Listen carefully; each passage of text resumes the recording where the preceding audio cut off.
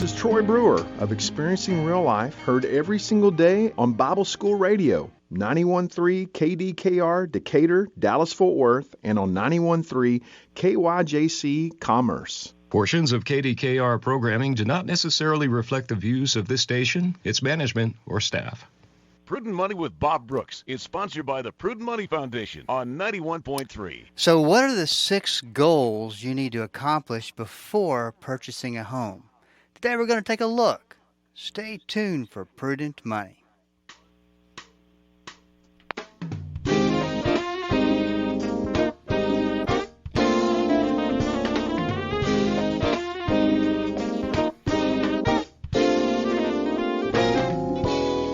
Good afternoon, this is Bob Brooks, and you are listening to the Prudent Money Radio Show. Thank you so much for joining me today. You know I do appreciate it. So you're about to make the biggest purchase of a lifetime.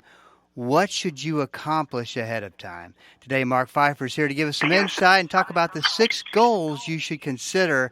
Hey, Mark, good talking to you today. What's going on? Mr. Bob, good to hear from you, and thank you for having me as always. Yeah, you know, I came across one of your blogs, and I thought, boy, this is great information because there is, you know, making a decision to buy a house, and let's take away all the environmental factors, if you will, that are going on right now. It's a huge decision and one that shouldn't be taken lightly. Now, you add in high interest rates, you add in the questionable, is it are they asking too much money? Am I paying too much money for a house, or am I getting a fairly good deal? Or what, all these things that you have to consider makes it even more critical that you do your homework and make sure that you're making a good as decision as you can make. Absolutely. There's a lot of planning, and I always tell folks that I'm not going to convince somebody to buy a home. It's like they have to go through that. There's a process, right? There's a buying process. It's first you got to become aware, and then you got to start doing your own homework. So there's a lot of work that goes on before you reach out to a mortgage professional. So there are a lot of things that you guys got to consider before you do make that big old purchase. Yeah, and I'm jumping the gun a little bit, but I want to say this because I want to talk a little bit about rates before we go into the 6 steps, the 6 goals that you need to consider. The mortgage broker is such, or consultant is such a big part of this process, and one of the things I just kind of wanted to mention off the bat is how important it is to make sure that you've got somebody that has your best interest at heart. Because, there's been plenty of times, and you've heard these stories from the financial crisis, where the person went to a mortgage broker, and the mortgage broker said, "Well, you can afford you could qualify for this amount of money," and once the people hear that, the potential buyers hear that message, wow, we can buy this much, they automatically think they can do it when maybe they can or maybe they can't do it. It's interesting, Bob. You corrected yourself. I don't know if you even knew that, but you said initially how much they can qualify for, and then you corrected yourself to say how much they can afford. Right. Those are 2 different things. So you and I think the same, right? Because what you can qualify for and what you can afford, again, those are 2 different things. I mean, just because you can buy it doesn't mean that's the right move for you and your family. So it is certainly something that, again, do your own homework before you get a sales pitch thrown at you. And that's to your point, Bob. Work with somebody you guys know, like, and trust. Yes. Somebody's going to take care of you and have your best interest at heart for sure. Well, it would not be a day of talking to you on the radio if I didn't ask, what are rates doing right now? Oh my gosh, Bob, you're catching me so off guard. What's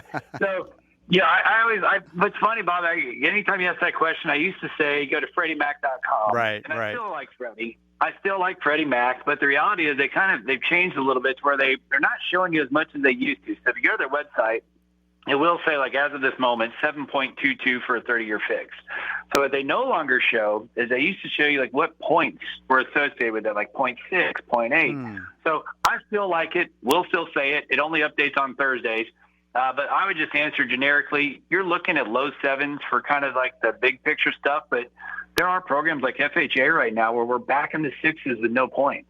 So it's certainly been a good last 4 weeks, give or take, with rates. So we're encouraged by that. They've went from, the 8s down to the low 7s in a matter of, call it, 4 to 6 weeks. That's a good thing, and we hope that trend continues. That's a little puzzling to me. Why do you think that they stopped giving all the information? Any speculative guess? So when I read it, it was a bunch of corporate-y, government-y kind of sounding stuff to say, no, we just, we don't want to put out information that's not accurate or whatever it is. But the reality is, I think there was some sort of marketing something behind it. I mean, that's just my Mark Pfeiffer speculation. So it is interesting. But look, at the end of the day, it's still the only website that I know of that isn't trying to make a phone ring. So if you guys ever see anything on the internet out there with an interest rate, everybody, myself included, my website, I'd like for you people to call me. So every other website's out there trying to make a phone ring. So this is the only one that you can take with the least, a grain of truth, saying this is an unbiased. They're taking the survey of what they get. It only updates once a week, but at least shows you the trend of where rates are going and where they've been. Yeah, you got to be careful. And we've talked about this many times, but I think it's always worth going back over and stating the facts. Everybody's working off the same rate sheet. So if there is if you all of a sudden go on the internet and you see a deal that says 5.95%, and give us a call. But there's more to that story than just the 5.95%. And that's it, right? I mean, you're going to find folks. I mean, there can be small differences, right? It's like any other business. If somebody can make the widget a little better, somebody's maybe looking to do it a little cheaper that day. Just certain readings of the tea leaves. But for the most part, you are absolutely correct. You're not going to find somebody blowing one person out of the water. A couple $100 here and there, but when you're buying a $500,000 home, $100, $200, $300, make the decision based on what's right for you, not what I know dollars are important. I don't want to dismiss that, but the reality is work with somebody you like, and if it's a couple $100 more, so be it. It's probably worth it, is my guess. So what are you seeing as rates have come down and still have a ways to go, but definitely have come down off of what they were? Are you seeing a little activity starting to pick up, or what are you seeing? So bizarre. I mean, yes, the answer is it was really quiet before Thanksgiving, but all of a sudden, and I've talked to a dozen people just this week where everybody has said that activity's picked up this week. So it's uniform. There wasn't a person that said there's flat. Everybody's saying, man, the activity's picking up. So I don't know if that's just, people are over Thanksgiving, maybe seeing family and decided they want to move closer, or who knows, farther away, depending on the holiday. But the reality is, yeah, the activity's picking up a little bit, but it's been, there's a noticeable drop-off. When rates hit 8, it got fairly quiet, and I understand why. But the reality is, like we've talked about many times, this is a really good time to buy, because but folks may miss, house prices, especially here in North Texas, are going up. They're still going up. It's a 5 to 6% appreciation. So if people want to wait till rates come down, that means, one, your house is going to be more expensive because of appreciation. And two, you'll now have more people to compete against, because for every half drop in rate, it's estimated that about 1 million new home buyers come in the market. So technically, over 1 million new home buyers have suddenly entered the market in this last 5 weeks since rates have come down. Let me ask you a question that you're going to be tempted to answer both, and you can't do that. You got to choose. But I'm just curious, because this question just keeps coming up to me.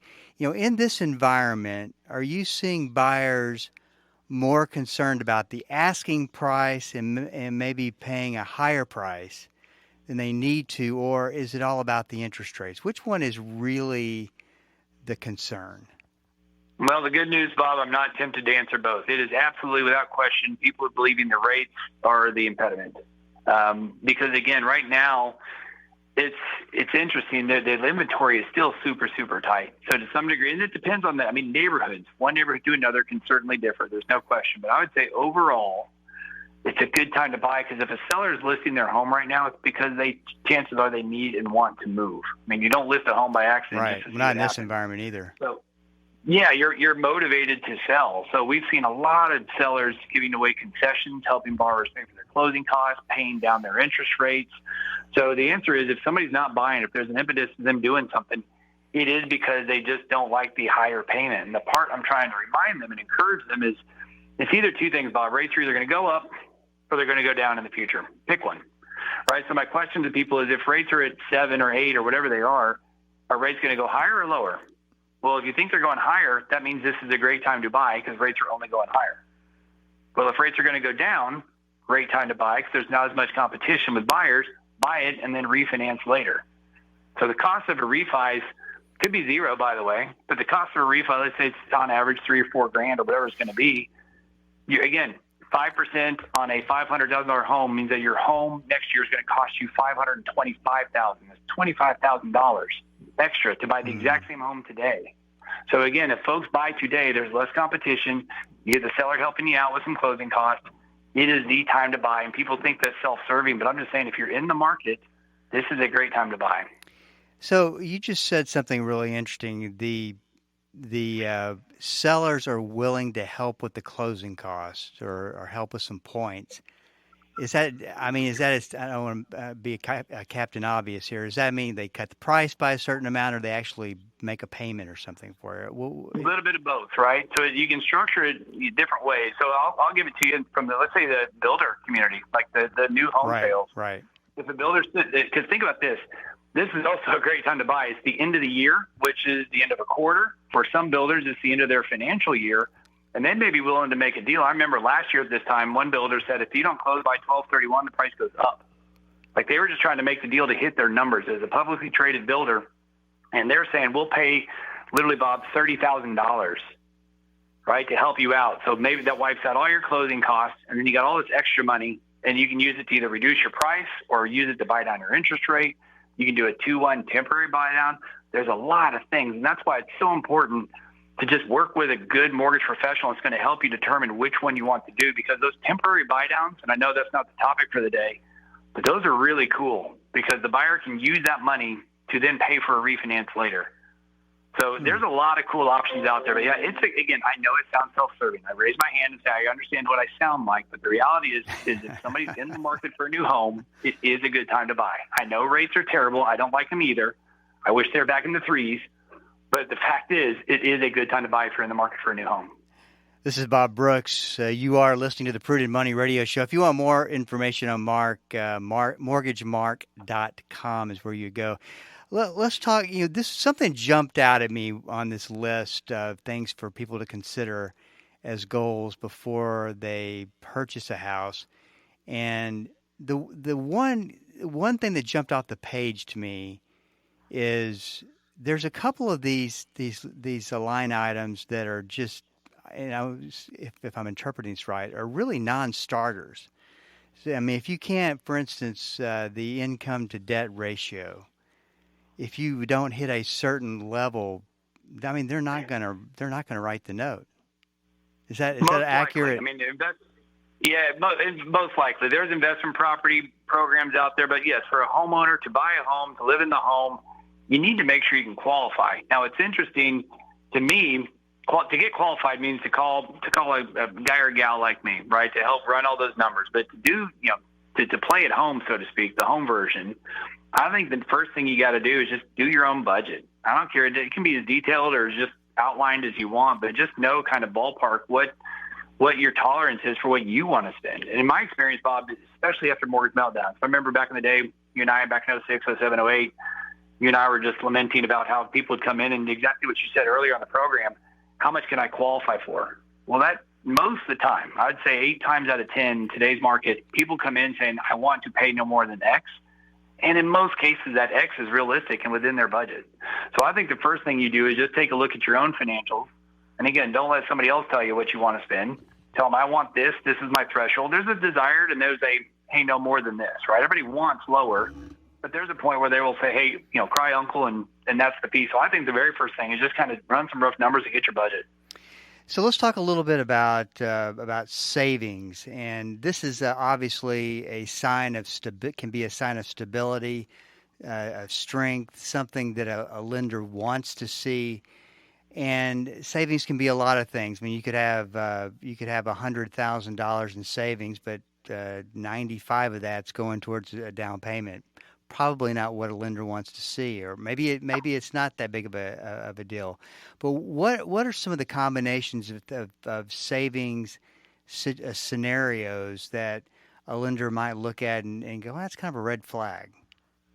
I'll give you the generic answer. It depends on the program. For owner-occupied, the guidelines will state that they'd like to see 2 months of reserves. So what does that mean? If somebody's mortgage payment's going to be $3,000, they'd like to see 6 left in the bank when it's all said and done. So they want 2 months. That's the Fannie Mae, Freddie Mac kind of overarching. Here's what it is. For investment properties, they want 6 months in reserves.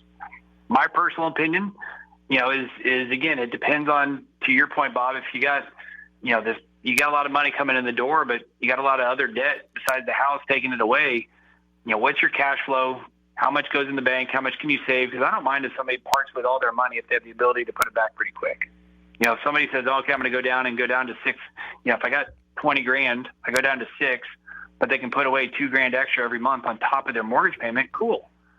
But if somebody doesn't have that ability to save quite as aggressively, maybe they withhold, and instead of putting 20 down, put 10 down, or put whatever amount that, makes sense for them. So I agree. I don't know that there's a hard set, like, here's what you have to do. I think it does vary, and it goes back to that budget. Have the budget. But Bob, I'll tell you, like, VA. It's a program where you can do 0 down. God bless our vets. We all know that, right? We need them. We love them. But VA will allow 0 down, or literally we were doing a loan for somebody, and at the moment when we got their verification of deposits, they had $1.37 in their checking account, and they could qualify. So again, it's some programs don't require any money in the bank. I would recommend that you have some, because there's going to be cost to move and all that other stuff. So more is not always better. There's a fine line between, hey, you got enough to where you feel good and feel comfortable.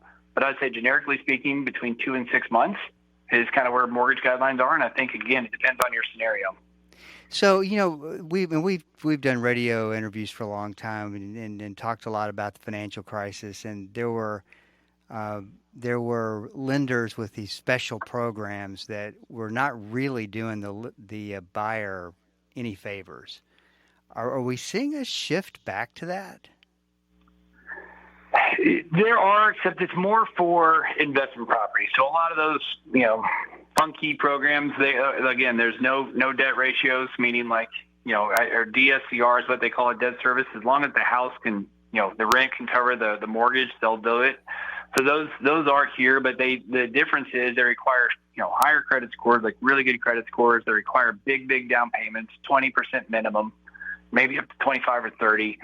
So some of those are there, but for the typical homeowner, again, somebody buying, I think they're right about where they need to be. I mean, there was the point where the pendulum swung probably a little too much, but at the end of the day, I always tell folks, and we're sitting there trying to squeeze them in, my recommendation is, hey, if it's this hard, maybe we just, push pause and work on things for about 3 to 6 months and get you ready before you just force it in there. So I wouldn't say we're back to the point of doing crazy lending. I think it's, from a conventional big picture, I think it's about where it needs to be for the typical home buyer. There's certainly exceptions. I mean, that's not the overall, but I'd say, overall, I'd say we're doing all right. You said something that I think is really important, and that is, if you're trying to force something to happen, you're doing your best to force that could put you into kind of financial jeopardy if you're not careful.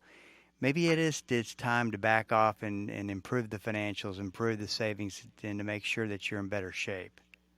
Yeah, and that goes into, that's a good segue to number 3, and that's, the savings is part, right? So we talked about the budget, we talked about saving some money, then, paying down debt. I'm not saying you have to pay off all your debt, but maybe it can be more prudent to take off some of that credit card debt before you move forward. So again, my belief, I don't think you have to be a homeowner today. I think any market's a good market to buy in when it's the right time for you. Right? Because I said that's why I kept prefacing earlier in the program. If you're in the market to buy a home, it is a good time to buy. If you're not in the market, don't buy. Right? So I think paying down some debt, it's not always what you have to do, but it's worth looking at. And if you're not sure, that's where the mortgage person can help to say, man, what should I do or not do? But you got 27% interest on these credit cards. There's a strong case to be made to get those gone before you start worrying about a house payment. But also the flip side of that coin, you got to live somewhere. Right? Well, so if you're going to pay rent, maybe you might as well pay a mortgage. So there's that fine line between just figuring out what to do. So let me ask you this: to a lender or someone who's underwriting a loan, are they more concerned about amount of debt or that debt to income ratio? Which one is more important? The debt to income. Okay. Meaning, I once had a guy that had a $4,000 car payment. Lease. Oh my gosh. But can you believe it? So it was $4,000 a month of the lease pay, and this was 10 years ago. So that would have been a bigger number today. But it's the fact of the matter is he made a lot of money. I hope so it was a Ferrari. It was a Bentley. So, because I asked him, I sheepishly asked him, I go, hey, let's talk about your credit report. Yeah, you had to ask. I would add to. Can I ask you something? And he literally goes, you're asking about the $4,000 payment? I go, yeah. He goes, yeah, it is a lease. I go, geez. I go, good for you, man. I go, what kind of car? So, yeah. But the point is, can you afford it? And that, again, it goes back to the credit. So this is actually another good segue. Right? It's like we've done this before together. But no, that after you figure out what debt to pay down, check the credit. And you could almost argue maybe the credit report goes above the debt, because then you can say, okay, let's get the credit and see what's on there. But hopefully people know what they owe in life. But then start working on the credit, because it's not an overnight fix. Most of the time it's not an overnight fix, right? So it's okay if we're here. Is it worth taking that next step? And that is where probably the sixth and final comes in, which is get pre-qualified with a mortgage person, right? Find a mortgage professional like and trust. Have them go through this.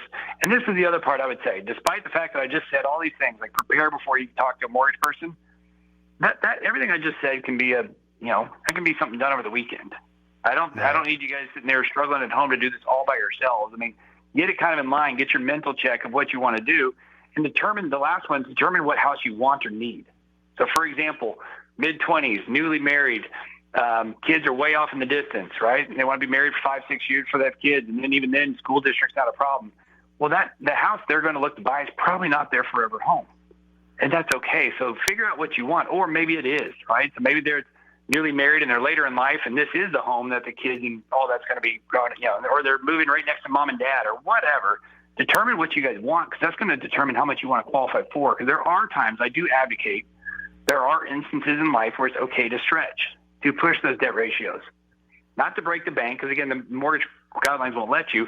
But if you're buying your forever home and you're someone whose income can increase year over year, because whether you're self-employed or commission-based or bonus, or you're just on the upward, corporate ladder, it's okay to stretch, knowing you can grow into the home. But if you're in a job or an income where it's pretty stable and there's not a whole lot you can do about it, I wouldn't stretch. So again, but determine what works for you, and that's the part where don't do this journey alone. Do the exercises, do a budget, right? Determine how much you might need to save, determine how much debt you want to pay down, start looking at your credit, determine what house you need, and then get pre-qualified. And if you really are just like, man, that's too much, reverse it. Get pre-qualified first, call somebody, and then they'll walk you through those other steps with you. If you want more information on Mark, mortgagemark.com is where you go. Mark, great to talk to you, and we'll talk to you in December before Christmas. You bet, buddy. Well, in the spirit of Thanksgiving, man, I'm thankful for you. Appreciate you. Thankful for you as well. For all of us. Well, take care. Man. Take care, Mark. This is Bob Brooks, and you are listening to the Prudent Money Radio Show. I would add, there's also a couple things that he talked about in budgeting that we didn't get to that I thought were very important. You got to be able to make a list of, as a renter, what are the additional things that I'm going to have to be paying for as a homeowner? And, it's insurance premiums. Got to be able to factor in insurance premiums. That's got to be looked at. You got to consider your property taxes, and that's been kind of a mess because of the escalation of home values. Even though everything is where it is in the real estate markets, people are paying more for property taxes, and you got to plan for maintenance and repairs. So there's just so many things that you really do have to consider, and it's a process. And I think that's the most important takeaway, that you start a process, it's got a timeline, you want to do the right thing and make sure you're not putting yourself in harm's way. This is Bob Brooks. If you got a question for me, please go to the website at prudentmoney.com and send it in, because we are all out of time. Till we do meet again next time, keep the faith and have a great rest of the day.